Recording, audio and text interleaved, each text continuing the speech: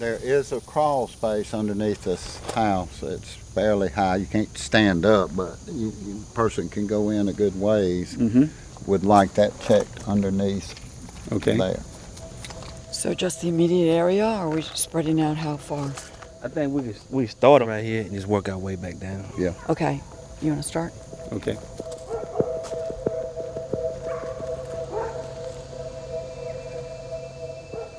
Tell me what happened from the beginning, your beginning, wherever you think the beginning of the story is. Oh, Lord. Like starting from when he actually disappeared. Is that what you're...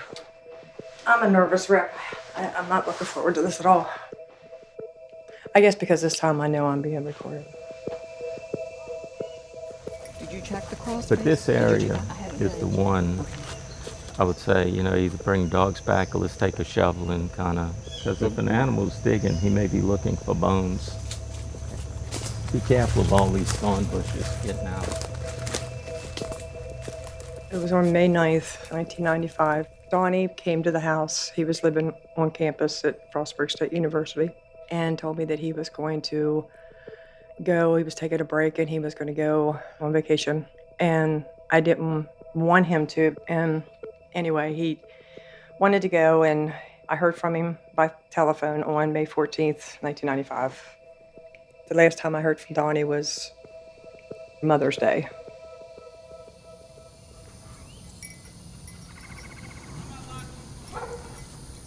And right away, I realized he was upset. And he told me he'd need me to wire him some money. And I said, where are you at? And there was a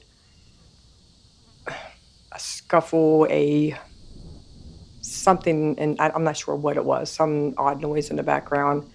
And then a scream and the phone went dead.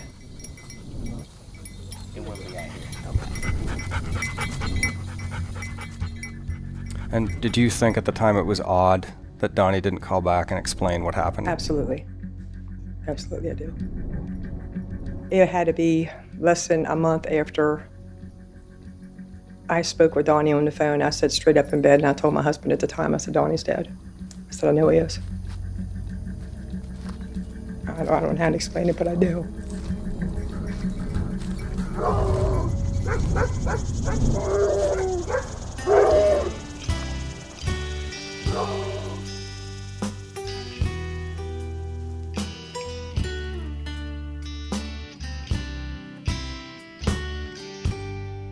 This is Someone Knows Something, Season 6, Episode 1, Mother's Day.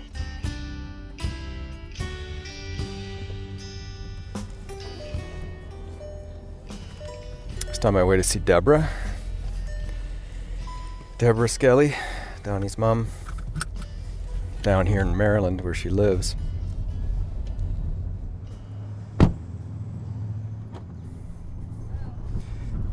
There's Debra. I can see the neon orange. I almost went in that house. I had a fluorescent pink t-shirt on earlier. How are you? To give you heck. Why? Well, couple reasons. I've been working with Debra since June 2018 when she contacted me seeking help on her son Donnie's case. Debra leads me through a fenced-in front yard toward a small 2-story tan house, while giving me her version of heck for not texting her back quickly enough. So then I messaged you back after I realized, and you still didn't answer me. Donnie Izzett went missing in May of 1995 while on a trip that spanned several states in the USA. He was 19 years old. And Debra's harrowing account of everything that has happened since Donnie's last communication with her, the Mother's Day call where the phone went dead, has compelled me to try to help however I can. So this house, how many years have you been here?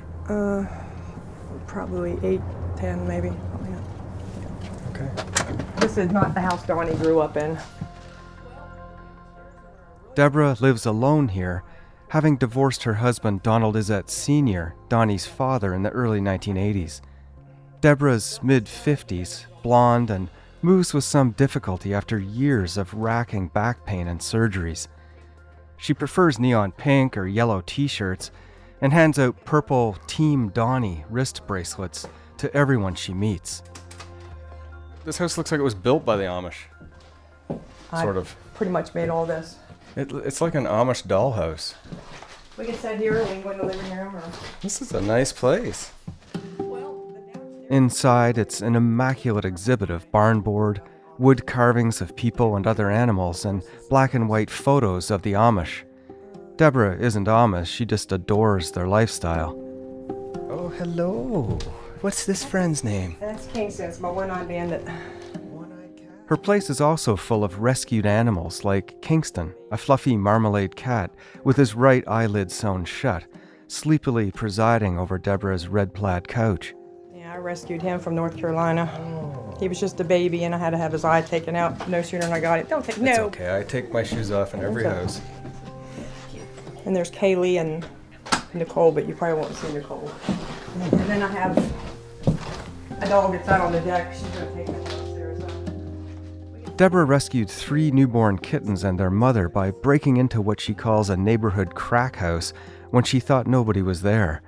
She'd seen an undernourished mother cat going in and out of the place and wanted to take action, so she did, quickly.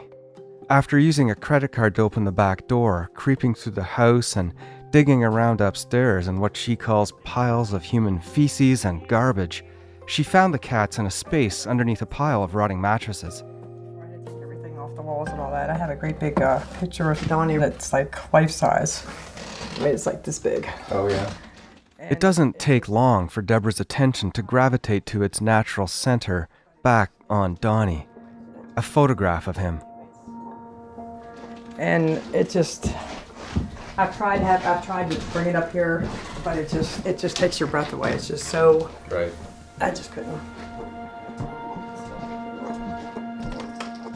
The portrait is in the basement, grouped with bundles and boxes of Donnie's belongings Debra has held onto. In a few seconds, Debra is downstairs in the furnace room looking through boxes and piles of old clothes. I don't know where anything is. There's shit everywhere. But this here goes back, way back in, and there's... See that big picture right there? That's Donnie right there, and that beside the guitar. Oh, yeah. This...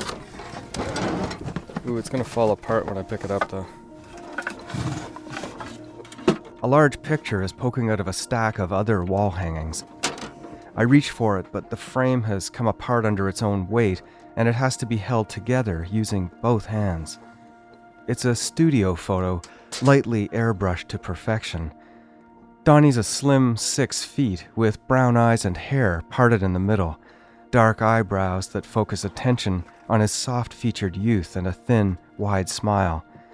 The image has that sense of a before-he-made-it-big photo to me. I carefully slide the broken portrait back in place, and we return upstairs. What are you gonna show me? A poem that Donnie wrote for me for Mother's Day. So is that the original? Yes, it's his writing. On the wall in front of us, in a simple wooden frame and matted in purple, a carefully handcrafted letter. Donnie has written the words in calligraphy, and it's this 1993 poetic letter of his own, gifted to Debra on Mother's Day 2 years before he disappeared, that to me gives the best and most direct sense of who Donnie was. Dear Mom, Charles Dickens once said, "It was the best of times, it was the worst of times." This quote certainly applies to us and our 17 years together. As the last pages of this first chapter in our lives are coming to an end, we can reflect on the stages of my upbringing, changing my diapers when I was an infant, fixing my bumps and bruises when I was a little boy, teaching me about the birds and the bees before my teenage years, and now helping me plan for the future, wanting nothing but the best. During these 17 years together, we had many arguments, fights, and we both have done things we wish we had not. Through all of this, the love and caring we have overshadows the negative things. You're more than a mother to me, but also a friend through all the pain and suffering we have endured together.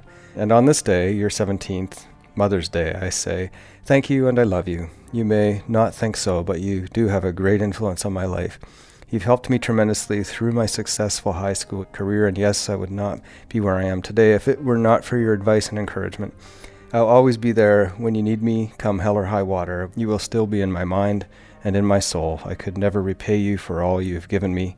Thanks for everything. Love, Donnie. It's lovely. I got married very young. I had Donnie when I was 16. He was born in Fort Knox, Kentucky. We've moved over to the couch, and Debra is speaking while gazing off across the room, as if her past with Donnie is being projected there like a movie. There's no other way of saying it. We grew up together. I was very, very protective, I did everything excessive, like to get him dressed to go outside. It was cold. It would be too much. My mom kept saying, Debra, you can't do that. I mean, I could just remember it like it was yesterday because we laughed about it years later. But he was a very happy baby. He was sick a lot. He was born with asthma, and he was in the hospital a lot with asthma attacks. But Debra takes a metal vape from a side table and begins rolling it through her fingers. even in the hospital, he was just a happy baby. He went to a Catholic school for 6 years. He was very active. He was in track, cross country. He was in drama plays. And when I started college, as a matter of fact, my son helped me through college, my first couple semesters, and because I had been out of school for so long and that kind of thing. He loved to stay home, and he was all about books. He was always reading. He was a good kid.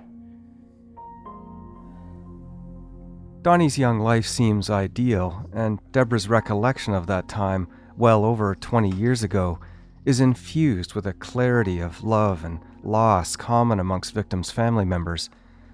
Also common is evidence of a kind of survivor guilt, why them and not me, and Debra's relationship with Donnie had a few extra layers in this regard. About a year before Donnie disappeared, Debra says they had a brief but intense falling out.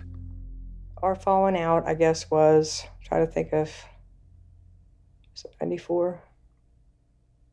When Donnie came out that he was gay. And how I found out was, I think, more upsetting than the fact that he was gay.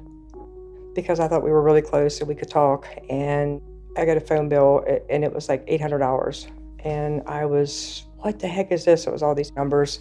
So I called these numbers, and it turned out to be a sex hotline, gay hotline, or whatever. And that's how I found out it was Donnie.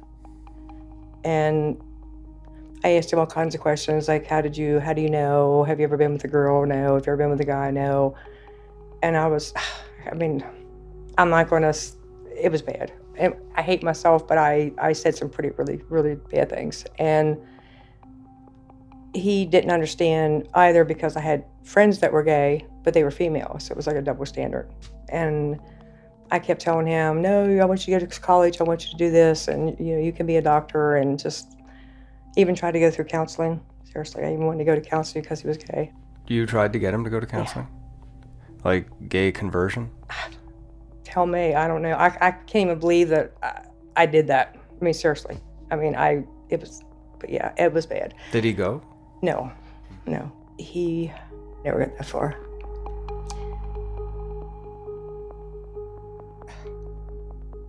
Someone asked me if I was going to bring this up, talk about this, and I said yes, because it would be dishonoring him if I didn't. Because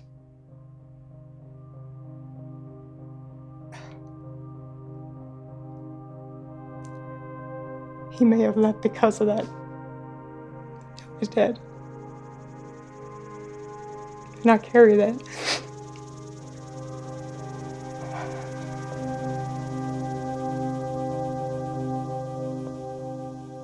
Debra does carry it, even though Donnie's disappearance came about a year after he came out to his mother, when they were on regular terms again. The reality of it, from my point of view, is that he was a man and wanted to live his life. Debra's best friend Carla Haynes knew Donnie and has worked with Debra on his case. Carla lives in West Virginia, a pleasant drive through rustic country from Debra's house. I'm just a country person, I love the outdoors. Just love to be outside, animals, anything like that. Carla's wearing a maroon hoodie and jeans. She's about the same height as Debra, and it's clear by their shorthand interactions that the two have weathered many stressful times together. We're walking through some tall grass in a field on her property. I don't feel that she forced him out of the house in any way, shape, or form. And I think he was going to go on and explore and find his life. And I think he would have done that whether he told her he was gay or not. He was 18, going on 19, and he was going to be who he was going to be. She's a very independent person. He grew up watching her assert her independence, and I think he was going to do the same thing. So Carla and Debra met while working at the nearby Bayliner boat factory. I met Debra, I guess in 1986 when I went to work at the boat factory. Of course, we worked there not very long till we decided, she and I both, that we didn't want to do that forever. So we started going to college, and we would take classes, and we took as many night classes as we could. That was back in the day before there were online classes or anything like that. But we spent a lot of time. We'd leave work, go to her house and get cleaned up, get ready for class. And of course, I was around Donnie the whole time. That kid, he was a doll baby.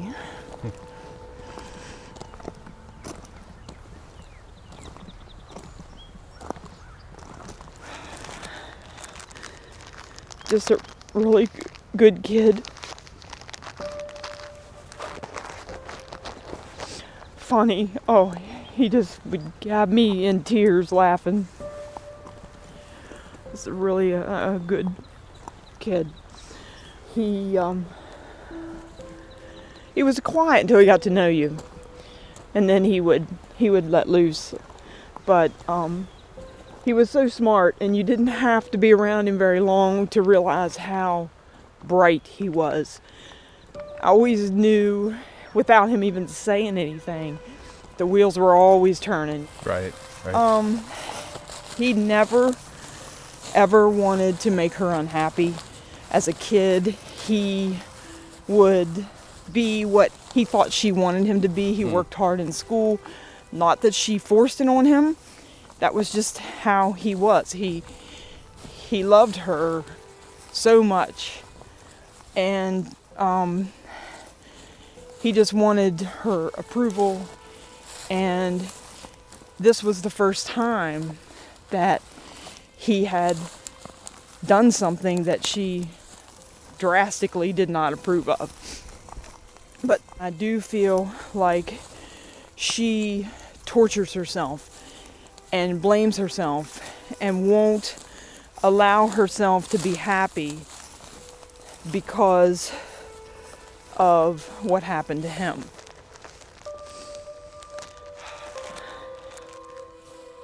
I know that she called him, I guess, a queer, or I'm not sure exactly what the verbiage was. In his later teens, Donnie did assert his independence, and in July 1993, at the age of 17, he enlisted in the U.S. Naval Reserve and was based in Florida for training. His reasons given: he wanted money for college and to make his mother proud. But just over a month later, he found a loophole to get out. Because the base was over 100 miles away from his home, he could be discharged. In his wistful letters to Debra at the time, it is clear that Donnie missed home and his mother and grandmother and couldn't wait to get out of the service almost from the beginning. Then, unbeknownst to Debra, several months later, Donnie re-enlisted in February 1994 with the Air Force. But again, less than a month later, he was discharged in March. At first, he had pretended to have a problem with sleepwalking, but then admitted he was lying in order to get out. Then he told the military he was gay, and due to the Don't Ask, Don't Tell legislation in place at the time in the USA, the Air Force discharged him under a neutral designation. And how did that all play out? I received a phone call from somebody, his commander, and asked me if I knew that he was gay, and I said yes. And he asked me if I had a shed, a building out back of my house, and I said yes. And he said when he gets home, he said, "Ma'am, I think you should take him out there and kick his ass." And he said because he used the service to run, and then when he got there, he used it to get out. And then when he came home, that's when he started going to Frostburg State. He went to college in What did he go to school for? journalism. And he went through the whole program? No, that's when he so-called went on break. And Debra has always said Donnie went on a spring break that May of 1995, but that would have been over for Frostburg College in March, so it is more likely that Donnie's trip was unrelated to his school schedule. So you didn't hear from Donnie after that Mother's Day call? correct. I reported him missing right away, but they wouldn't take it. Debra says she went to Maryland State Police after the Mother's Day call. So you reported Donnie missing in May? Yes. On or around that time, a Maryland State Police lieutenant assessed that Donnie was not missing from Allegheny County and left on his own good standing with no foul play. In other words, not our problem. At that point, they did not initiate an investigation. Debra had been enrolled in a criminal justice program at the time Donnie disappeared and later graduated with a degree in it as well as psychology. She's found over the years that what she learned has helped her in dealing with Donnie's case. They wouldn't take the case for the longest time. It took a friend of mine, Captain Morley from the city police. He was not only a friend, but he was an instructor at the college that I was attending, majoring in criminal justice. He knew myself and he knew my son well. And he called the state police and said, "Look, what do you have to lose?" First of all, I know Debra, I know her son. He wouldn't do this. I always called my son a nerd. He was extremely, extremely intelligent, but zero common sense. And that was along the lines of what Captain Morley had said to the state police. No. The first record of Maryland State Police involvement that I have seen is dated July 17th, 1995. But nothing seems to have really happened until a month later, in August, when Debra succeeded in motivating police to officially file Donnie as a missing person. I never heard anything again until a few months later. I received a citation in the mail from Buckeye, Arizona. In October 1995, Debra receives a letter in the mail addressed to Donnie. It was saying that he was going to be arrested because he didn't appear in court for a citation, a traffic speeding ticket he received. Donnie got the speeding ticket 8 days after the Mother's Day call on May 22, 1995, while driving through Arizona. At last, a location to go on, a starting point for Debra. So I called the magistrate there in Buckeye, Arizona, and told her she was the first link to my son. And she told me that he was driving a car registered to a George Gunther. And she told me that the car was registered in Macomb, Mississippi. So I then called information, and they gave me the number to the Gunther's residence, and I called. Another location, this time Mississippi.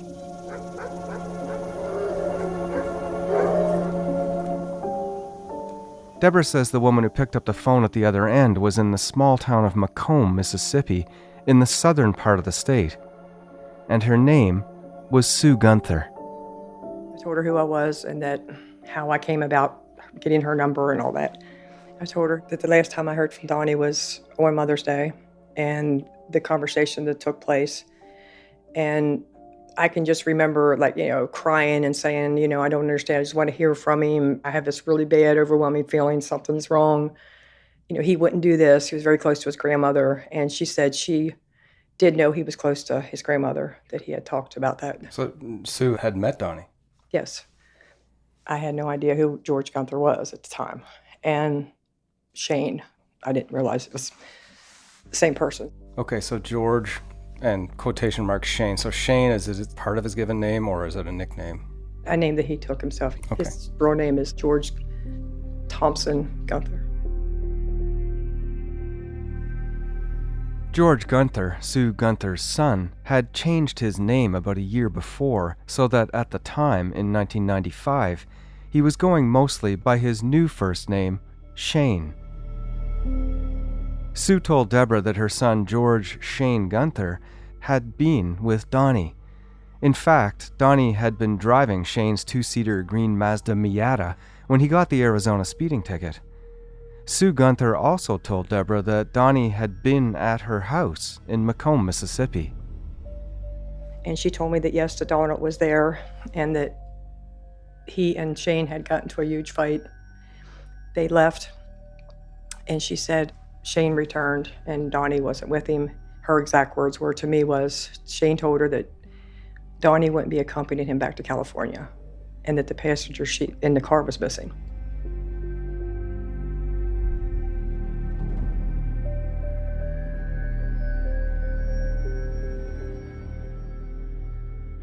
The fight was in the driveway, and Debra says Sue thought there might have been a third person standing there, but gave few details. Honestly, I don't remember saying goodbye. I'm sure it was, she wasn't rude or disrespectful to me in any way, nor I to her. It was, thank you, please, if you hear anything at all, here's my number, because I was so struck with the fight, and she said that Shane had come back without the passenger seat. I didn't understand, and she told me that he was transporting some puppies to California. So Donnie left Maryland on a trip, was driving in Shane Gunther's green Miata in Arizona, and was seen in Mississippi with Shane sometime after that, according to what Debra says Sue Gunther told her. And Donnie and Shane had had a fight. So after you hang up with Sue, what happens? I made this phone call from work, and I worked 3 to 11 shift at a girls' group home. I don't know if it was that day or the very next day, but I took the information to Maryland State Police. Can you remember how you reported it? Took the citation with me and gave them that and told them how I had talked to Sue Gunther and so forth, and they weren't very happy with me that I had done that. It was an ongoing battle between myself and the Maryland State Police. Debra says police told her not to call Sue Gunther again, and they wouldn't give her any contact information for Shane. So Debra had to sit on what she'd heard from Sue, but that didn't stop her investigation. It was hard, but I didn't reach out to Shane. I didn't do any of those things. So in the meantime, while you're waiting for police or trying to get police to do something, what's happening in your life and how are you proceeding? I knew with all my heart that my son wasn't alive. And, he could be a John Doe and nobody aware of this. Because back then we didn't have the National Clearinghouse for the DNA. Yep. That didn't exist. So it was a matter of phone calls, sending flyers to them. So we did that for years. We was sending stuff out and hoping for some kind of feedback. Yes. Several John Does did come back to Debra from around the USA, one of the more plausible from Georgia. A man who officials felt might resemble Donnie had died and remained unidentified. Police took Debra's DNA to compare, but the unknown victim wasn't Donnie. Donnie seemed to have fallen off the map, with Arizona and Mississippi being Debra's only signposts for the last places he was seen. And then I was writing, the governor, everybody that you could imagine, saying something needs to be done. Let's focus on the case. Let's fight my son. Over time, Debra wrote several complaint letters to the state police and other public officials. Each time, police would initiate a case review of themselves and find that they had investigated every avenue available. Cynthia Smith, commander of the Western Region Maryland State Police, said, "All appropriate investigative resources and techniques have been brought to bear in this case." I felt it was more of a battle with them because they'd be upset with me, then I would do something else. And it was just constant fighting. And a lot was my own fault as well because I was hot-headed and it was... For 20 years, there was no apparent progress, and police reassured Debra they had done everything they could. And Debra still kept what pressure she could apply on. I would have to track down who was the so-called investigators this year because people retired, they left, they whatever. And it changed so many times. And finally, I mean, it took months and months. Eventually, by January 2016, an officer named Chastity Blades, based in Baltimore, took over the case. Chastity Blades said that she would work on it to see what she could do, and I drove down there, and we spent the day down there going through the file, and she said anything I wanted out of it, I could have. And I said that Officer Blades wouldn't give Debra any of the original photos from the file, but allowed her to take pictures of them with her cell phone. Officer Blades would give Debra 334 pages copied from Donnie's case file. Immediately, Debra began poring through, doing some of her own investigative work. all on my cell phone. My computer crashed right about the same time that I got the case file.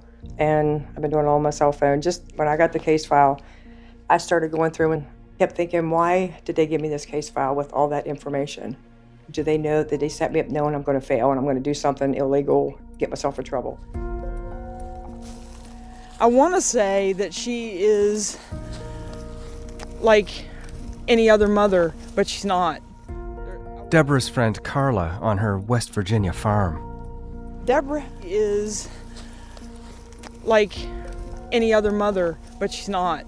She is one of the strongest women I've ever known in my life.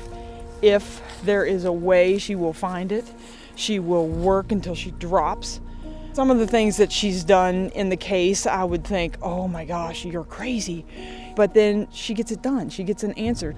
Even the day that she and I went down there to get the case file, all she had asked for was the picture of Donnie with Shane. And they ended up giving us the entire case file. And of course, you know, we went through that with a fine-tooth comb.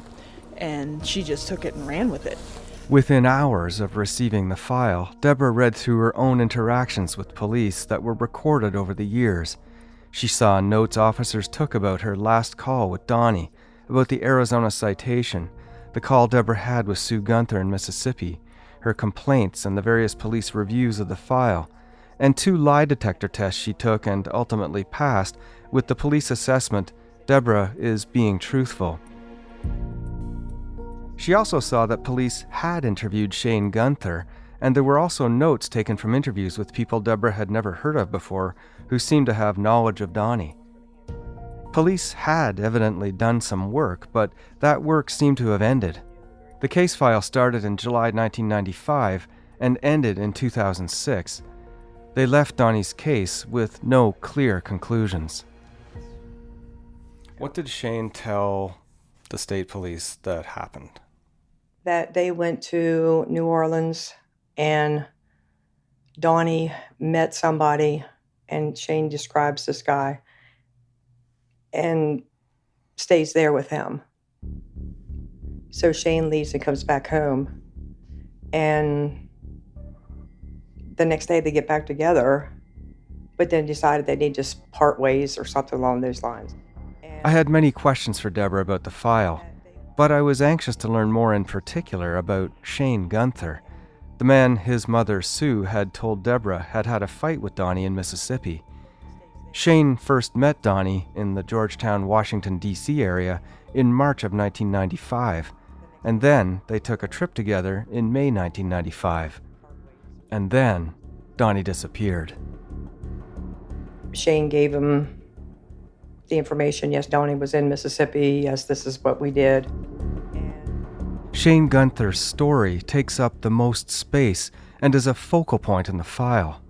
But saying that, it appears that police only spoke to Shane twice on the phone and to his mother Sue perhaps a few times at most. I've summarized the basic version of what Shane Gunther tells police in October 1995. In his interview, he calls Donnie Donald. Shane says he and Donald were moving to California.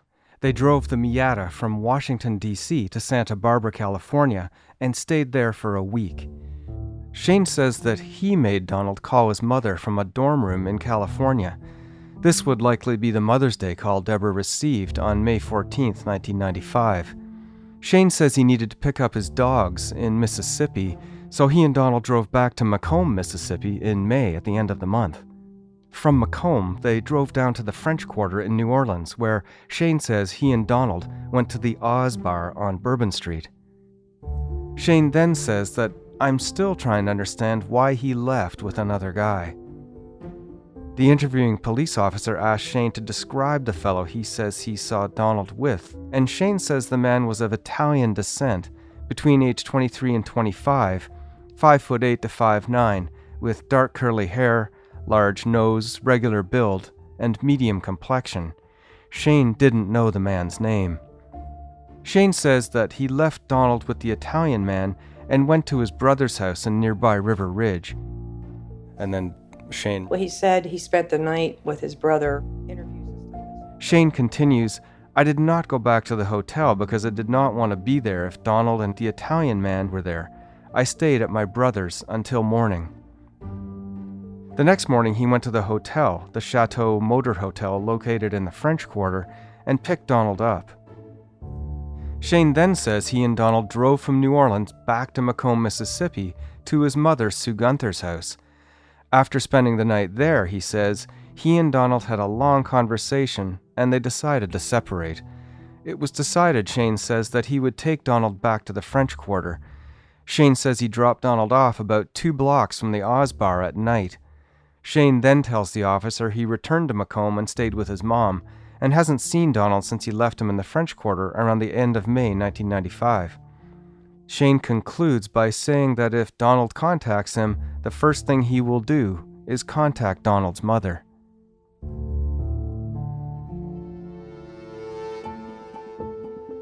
Shane doesn't mention the argument in the driveway that his mother Sue relayed to Debra, but he does say that he and Donnie had a long conversation at his mother's place in Macomb that led to what Shane says was a decision to separate, and then the drive to New Orleans to drop Donnie off.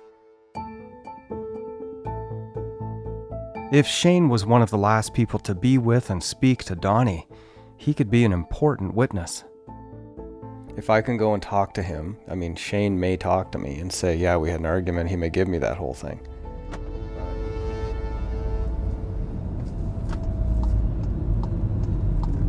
Turn left, then take the second right. Normally, I would wait until I had spent much more time researching, but with all the information from and about Shane in the police file, and the proximity he says he had to Donnie in the days before he disappeared, I think I should simply start with him. It's just early evening here. I've not yet been able to find or speak to Shane, but I'm just going to pass by his house to see if there's any light on inside. Would Shane tell me any more details that might help understand what might have happened to Donnie? I'd have to go to the West Coast to find out. Washington State. Turn left, then take the second right. I don't see any signs of light in his house, so I don't think he's in there. I think I'm just gonna call it a night here.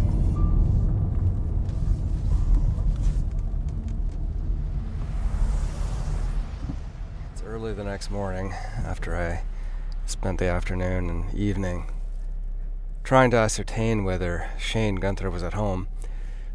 Now I'm just gonna go knock on his door. That's the easiest way to find out if he's home. Knock on his door. So we'll see what happens on this Sunday morning. Usually I would try to hold off until I knew the person I was wanting to talk to was present, but with my limited time here, I figure I have to make the best of it, so we'll see what happens.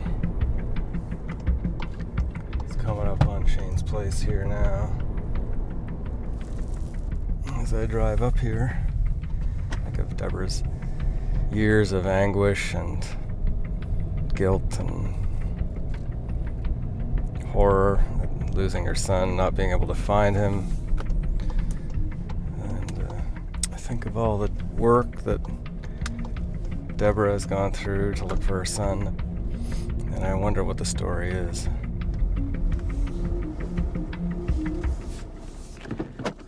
Check. I'm approaching a white bungalow along a sidewalk when I come to a path that cuts across an immaculately kept lawn. I turn in, passing a locked mailbox on a post. Walking toward the front door that's hidden from view behind an enclosed entry area, I notice security cameras in the corners of the house, pointing in the various directions of approach, one centered on the front door area. All the blinds are pulled down, and there's no sign of anyone around, but there is an additional different vehicle in the driveway next door this morning. I climb a few steps and ring the bell. Donnie! Oh, good morning. Hi. The man who opens the door conceals most of his body as he peers at me through the slight crack he's allowed in the front door. He seems about 5'10", 40s, ruddy-faced, with bedhead as if he just woke up from a nearby couch. The room behind him is dark. Are you Shane? Yes. I'm from the Canadian Broadcasting Corporation. I'm working on the case of Donnie, is it? Yeah. And I wanted to know if I could just talk to you a little bit about that case, because you had been the last person who had seen Donnie, or one of the last people who saw him. And my attorney told me not to comment. Okay, and you're aware of the severity of the... Yes. And what do you think of I that? just told you, I can't make any comment. Okay. I'm sorry. I'll just leave you my card, if that's okay. Yeah, I got two deadbolts on both sides. Okay, so if I put that just right here, Yeah, that's fine. You can get it later. Thank you. Do you remember anything Hey, about the... I just said please, no more comments.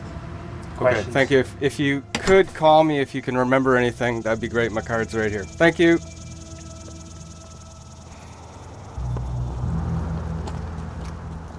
Not much to take away here from Shane.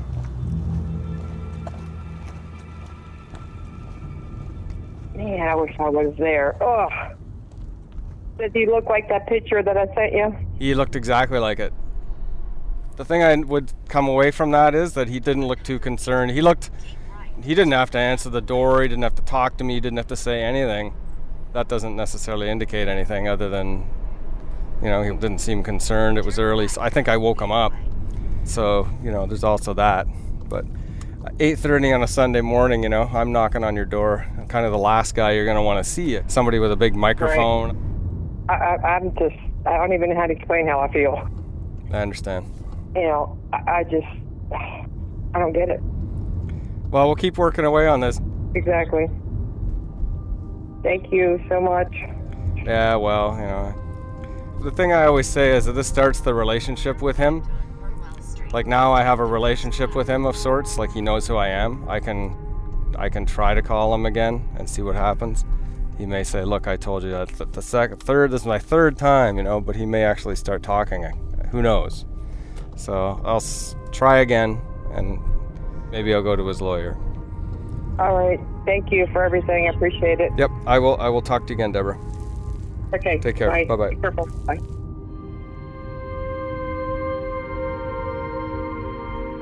The fact that George Shane Gunther might have been one of the last people to see Donnie alive, but doesn't want to talk to me on the advice of his lawyer, doesn't mean that he had anything to do with the disappearance of Donnie Izzet.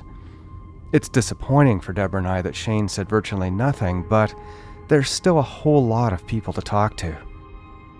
And Debra found something else in the case file within 2 weeks of receiving it from Maryland State Police that may be of some help. Not something, someone. They never told me anything about Kyle, and I knew it when I got the file. And I cannot get over. Every officer that ever had that file said, this Kyle person, he needs to be interviewed. He needs to be interviewed. For years. I don't understand. How could he have not been interviewed? In case files, some of them review documents generated by one or more of Debra's own complaints, this Kyle is highlighted by at least one reviewing officer as someone who could be the key to finding out what happened to Donald Izett.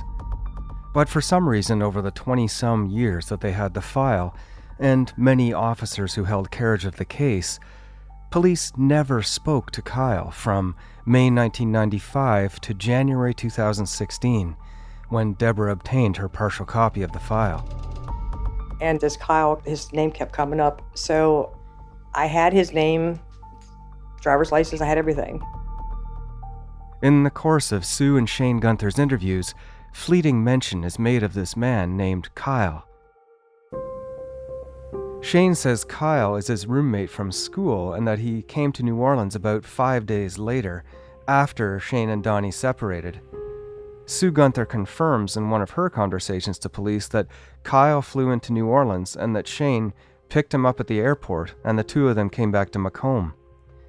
Kyle stayed for a few days and then returned to California. One of the photos Debra took on her phone from the file shows Donnie standing arm in arm with a shorter man in shorts and a striped golf shirt. Both are smiling.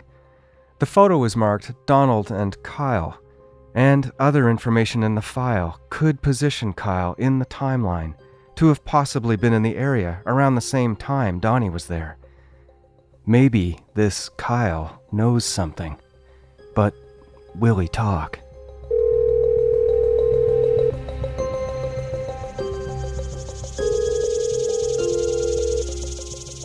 Hello?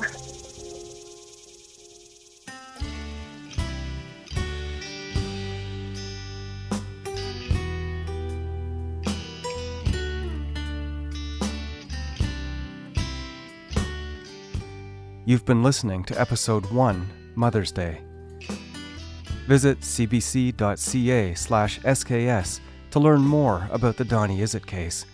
You can also join our Facebook group and follow us on Twitter at SKSCBC to discuss episodes with others and discover exclusive content.